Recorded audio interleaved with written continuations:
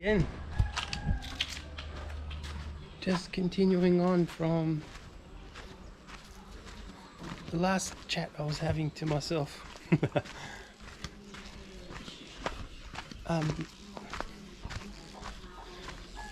For people, for the younger ones, well, not even young, but like if you're heading close to, 50s, start thinking, start finding out about everything, about finishing work, and make your mind up yourself. Personally, I think I'm on the right track to getting out of work earlier. The more and more I see how bad things are going in the West and how they're trying to trap us, trying to just get us to pay taxes, and it's just getting harder and harder. So you still got a chance. Keep working your butt off, just put the money away. Don't blow it at nightclubs and things anymore. Those days are gone. Start saving your money, get off the drugs, get off the booze. This is, seriously, you got to wake up. Don't listen to negative people. Pull yourself together. Work hard. Doesn't matter about the amount of money you earn. It's how you control yourself. It's how you budget. It's the smart moves you make. And it is true, the more you give, the more you get. And that could be in all sorts of different ways. If you are in bad relationships with your parents, but your parents are good, I'm not talking about bad parents, but if they are good, help them and they'll help you. Don't blow your money on rent for too long. You've had your fun, buckle down, start thinking of the future and start learning. You've got all the tools nowadays to learn everything. There's a lot of tricks. This government are playing tricks on us. They're so corrupt. You got to be, or try and be a step ahead. Things like, if you want to what age can you pick up your super? Head for that goal. Work a job so you can get a bit of a super. I know, unfortunately, a lot of people that that run their own businesses and things like that don't necessarily get a very good super. Or it depends how you do things, but I'm talking in general. Try and, oh, look at those beautiful clouds. Try and start planning. Find out all about it too, because there's an age where you can't touch your super, and don't think you can in any other way, because you just got to wait till you hit that age. But then you got to think, what are you going to do? Are you going to retire, or are you going to invest the money and live off of that, which is a good idea? Or what plan have you got? Start planning, and don't just think, people say, why don't you sell your house and move overseas? You want to stay connected to Australia or wherever you're from. And our laws are different. You want to still get a pension when you turn. It's not just about your super. Your super's different to the pension. So start thinking, because no one's going to tell you. Start waking up now, young guys. There's different things, and I'm no financial advisor and I don't know all the rules, but there are rules. So look into it. Start planning. Start being a step ahead from your corrupt governments.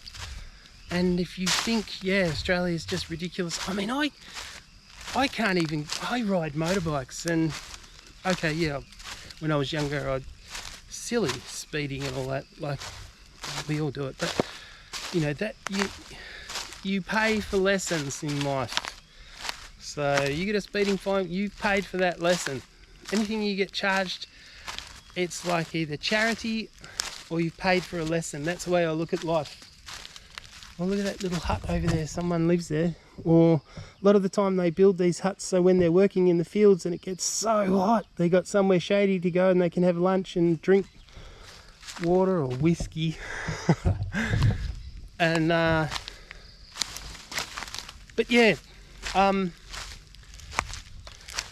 yeah, start planning. And yeah, I think there's rules. Like I have to think, you know, if you might want to retire in Thailand or Southeast Asia or somewhere, there's plenty of places in the world to retire. But what I was saying before about Australia is it's a police, like say Victoria, it's a police state. I mean, you can barely walk out the door now, you're going to get a fine. It's revenue, absolute revenue. They say, oh, it's safety. No, it's not. I mean, if you're a mad idiot and you're speeding, doing, you know, ridiculous, yeah, that's dangerous. But not just 5k or 10k over the, you know, from time to time. And they trick you. They put, you know, I travel an hour each way to my work. It goes from 40, 50, 60, 80, 100, 80, 50, 64, and they'll suddenly change the thing and there's a copper waiting there. They know they've changed the speed limit on the sign and they're waiting there. So they're just catching all these people because they haven't made them aware they changed the speed limit on a particular road. It's all just scams.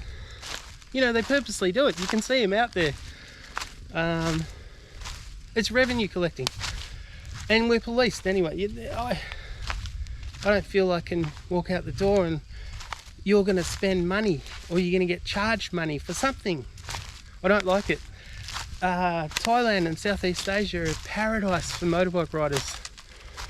We can get on our bikes and we're free. Oh, it's just beautiful.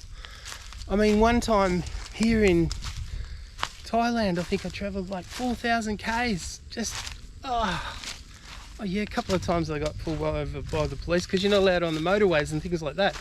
But it gets very confusing. You might accidentally do it. You might have to do a bit of a bribe.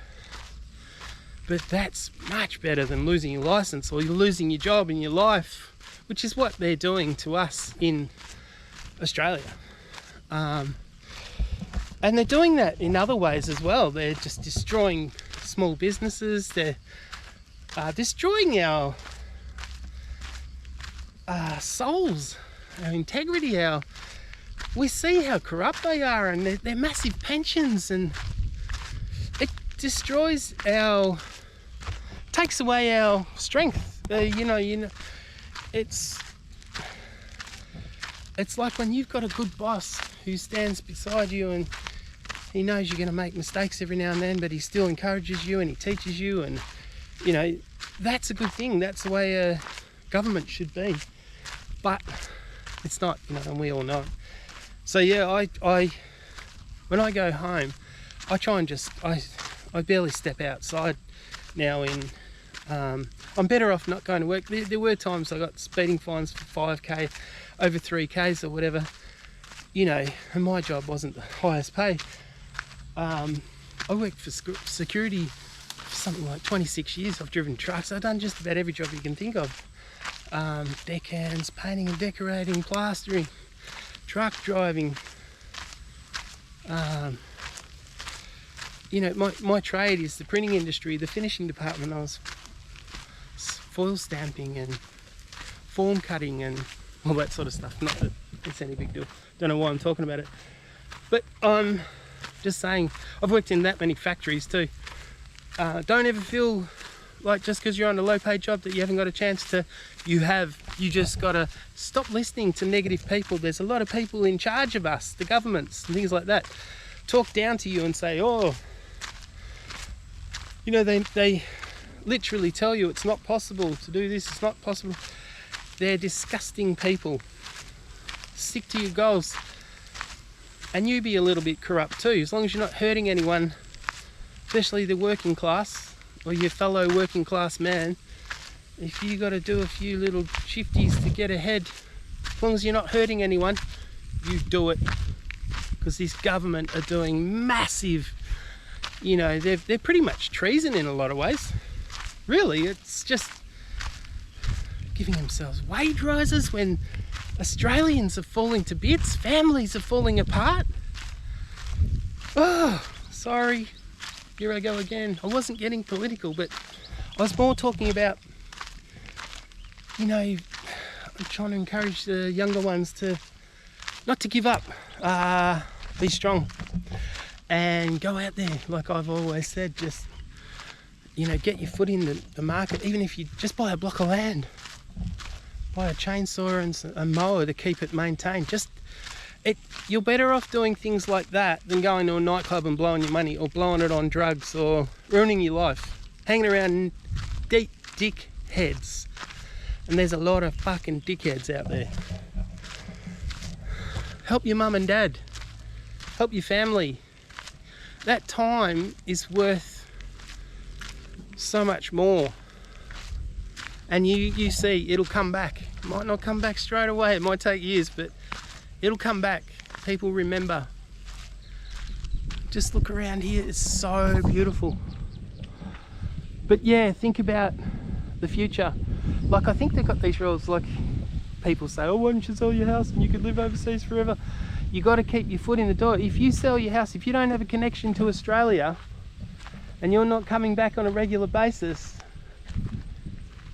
they take money off of your pension by the time you turn 67. I should get paid a pension because I've worked over a certain amount of years. There's a certain amount of years you've got to have worked for in Australian rules.